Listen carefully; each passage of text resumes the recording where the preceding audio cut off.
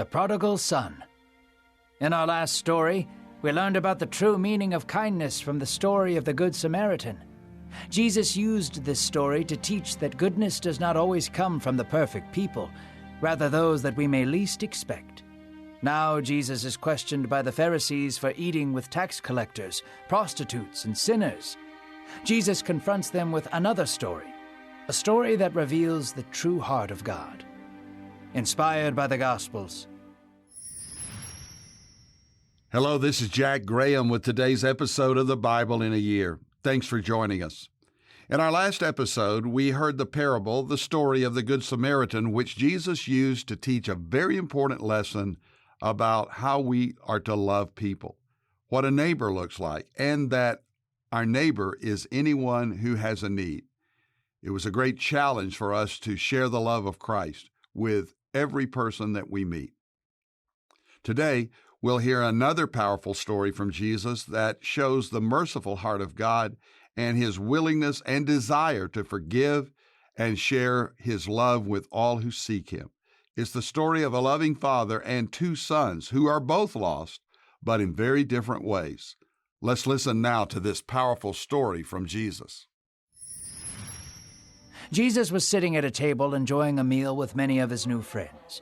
They were not the type of people one would expect a religious man to dine with. Tax collectors, dirty fishermen, and prostitutes sat at the table sharing bread with the Son of God. It was a sight that disgusted the Pharisees. They reviled him and scoffed at his willingness to fraternize with the undesirables of the city. "Look," they pointed and spat, "this man eats with sinners. What type of man of God is this?" A small crowd was watching as the Pharisees mocked Jesus openly. They were waiting for Jesus' response. Jesus wiped the crumbs off his hands, took a sip of water, and stood to his feet. He walked closer to the Pharisees, showing them that their religious elitism had no effect on him. Jesus paced the courtyard, projecting his voice for all to hear as he told another story. There was once a wealthy man who had two sons. The older son worked the fields silently and with diligence.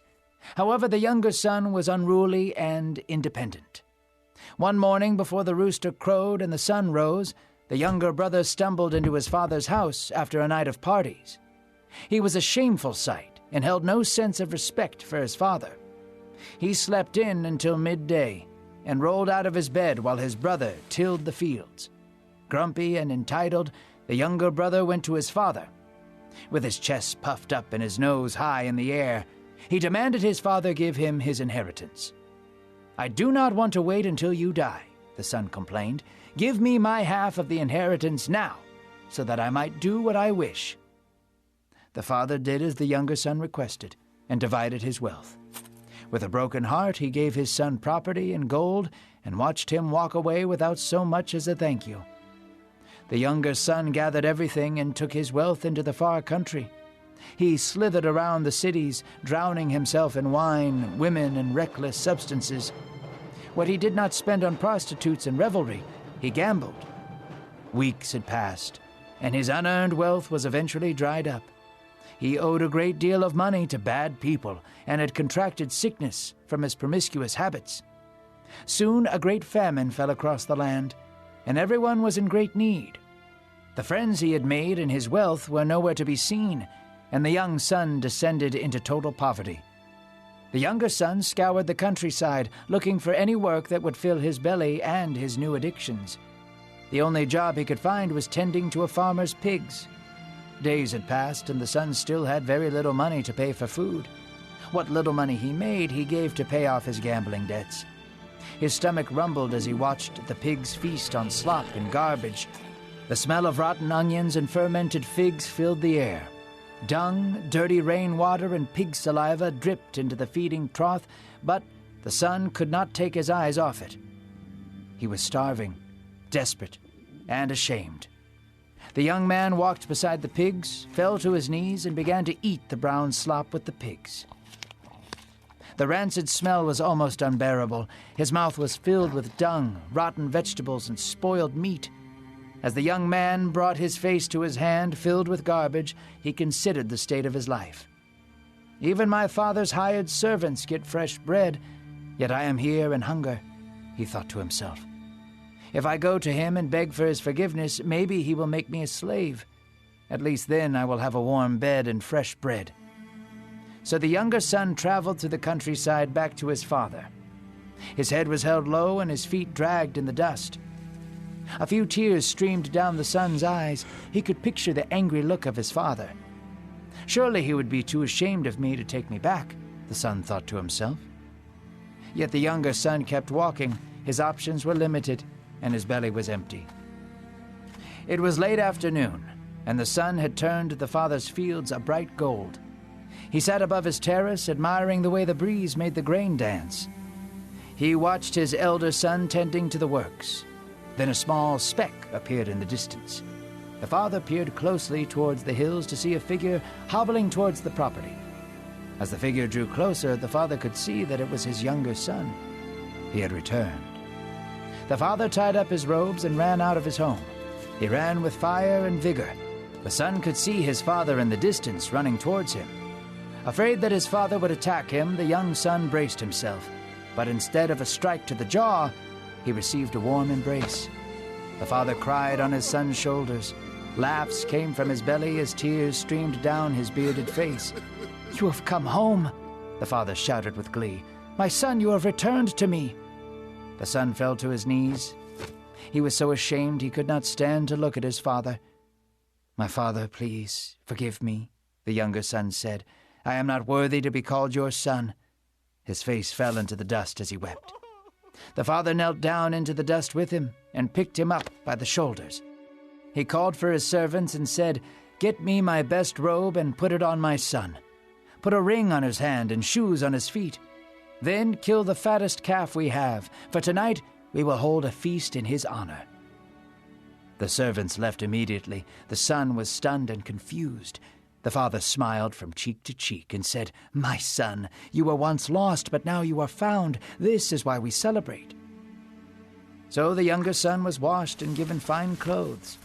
There was a great feast and party held in his honor.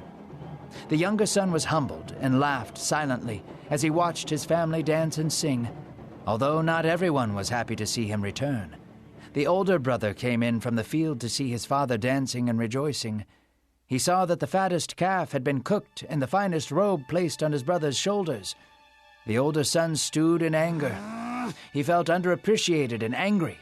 He stormed off to be alone in the fields. The sun was setting and the older brother could hear the music in the distance. He hated his brother. He hated that he stole half his father's wealth while he toiled in the fields, yet his brother received the celebration. The wind blew gently and a few tears fell down the older brother's face. His father could see him sitting and sat beside him. "What upsets you, my son?" he asked. The older son shook his head and gave a sorrowful laugh. He did his best to hold back tears as he spoke. "For years I have served you and worked hard for your favor. I never disobeyed you, and you have never given me so much as a goat for me and my friends to celebrate. Yet when your son comes home after squandering your wealth with prostitutes, you kill the fattest calf and adorn him with rings and robes." The father was silent for a moment and sighed. He put his arm around his oldest son.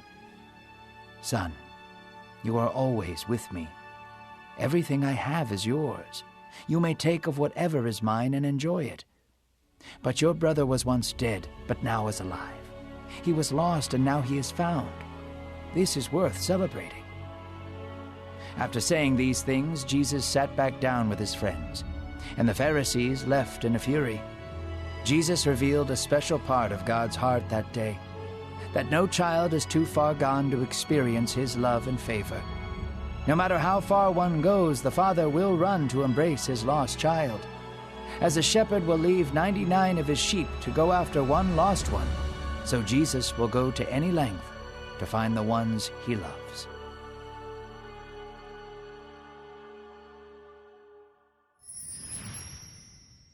As we begin today's reading, let's give a little background. Once again, the Pharisees are grumbling and complaining about the kind of people that Jesus is hanging out with. They expected him to shun all the undesirables, tax collectors, sinners, outcasts, fringe people, just as they did. Consorting with sinners they believed was beneath a man of God. So if Jesus was really a righteous man, they concluded, he would not associate with bad people. As always, Jesus knew their thoughts, and so he told them more stories, parables, to illustrate what it means to be lost and found. He spoke of a shepherd who left his flock to find one lone sheep that had gone astray, and the joy of finding a lost coin, even when it was just one of many. He was setting up the grand finale, a story about a father and his two sons. It's a story that many have heard. It's the story of the prodigal son. We call it the story of the prodigal son, but if you pay close attention, it's really not about the son so much as it is about the loving father who never gives up in waiting for, longing for his children to come home. We hear that this father had two sons, one who was obedient to all the rules and expectations, but another who wanted to live for himself. The older son, the elder brother, worked hard, waiting for one day to receive an inheritance that he felt was owed to him. But the younger son, he did not have patience. He wanted it all now.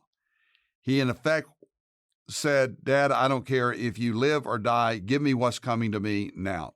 And he asked for his cut, and then he left town. Imagine the heartbreak of his father, totally rejected and abandoned by his son. But he would not force him to stay, and as the son demanded, he gave him his share of the estate. Of course, this was a terrible decision for this young man. It looked like a lot of fun at first to go and live it up in a place called the far country. But his way of life, all the partying, all the drinking, all the womanizing, it finally caught up with him, and he went to the bottom. You know, sin is like that.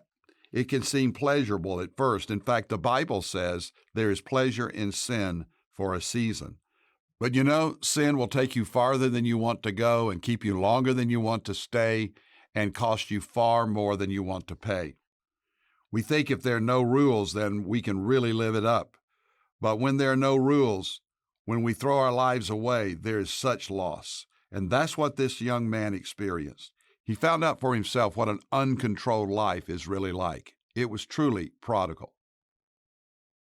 But though he turned away from his father, in his heart of hearts, when he came to the end of himself, he knew that there was one hope and only one hope, and that was to return to the Father, to go back home, to humble himself.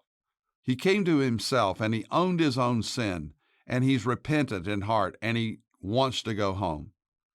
When I read this story, I'm reminded of the grace and the heart of God to receive us when we truly confess our sins and seek God's love, grace, mercy, and forgiveness. Did you notice in this story, as the son began his way back home to his father, that his father wasn't surprised? He had not given up or shut out his son permanently. No, apparently this man was looking for his child. For it says in Luke 15 and verse 20, "But while he was still a long way off, his father saw him and felt compassion and ran and embraced him and kissed him." What a beautiful story. While he was still a long way off. It reminds me of the scripture that says that while we were yet sinners, Christ died for us. You see, God loves you very much, and he's waiting for you to come to him. It's so inspirational to see that the father didn't wait and watch for his son to come to him. He ran to his son. In this culture, this was not the action of a dignified man, but this loving father could care less about appearances. He was rushing to restore his son. He was running to show forgiveness. The young man confessed his sin, his unworthiness, but he didn't have to say anything more. The father clothed him with his robe and made him part of the family again. This story could have ended with a very happy reunion for everyone, but as we noted, there were two sons in this household, and with all the rejoicing and feasting for the prodigal son who came back, the older son is now bitter. He had no interest in welcoming his brother back into the family. Instead, he was pouting and pitying himself, complaining. After all he'd done for his father, how could he receive this young son back? Where was his reward? As the Pharisees listened to this story, I'm sure they were nodding their heads in agreement with the son's anger. They too had done everything right. Why should they welcome terrible sinners into the family of God? The sad reality is this son, the elder brother, just like the Pharisees, was just as lost as the younger son. The younger son was lost way far away from the house, but this young man was lost inside the house. Both had the father all along. Both had an opportunity for a relationship, but they both missed the joy and the abundance that the father could give them. In telling this story, Jesus was demonstrating how much God is always loving us as a caring, compassionate father. He rejoices with those who return to him and repent of their sins and receive his grace. And he's reminding all of us that it's never too late for a new beginning. It's not too late for a new beginning for you today. And if you find yourself far from God, this is the time to come home to him. Jesus loves you. He died for you. He rose again, and he will give you a home and a hope in heaven if you will trust in him. Let's pray. Dear God, we thank you for your love and grace. We know that you are a father who cares for your children. And so we come to you. We trust in you. And we believe that when we return from our sins, that you will welcome us into your family through our faith in Jesus Christ. And that no matter how far we have walked away, that it's never too late to start over. In Jesus' name, amen. Thank you for listening to today's Bible in a Year podcast. I'm Jack Graham from Dallas, Texas. You can download the pray.com app and make prayer a priority in your life, just like over 20 million people have done to this date.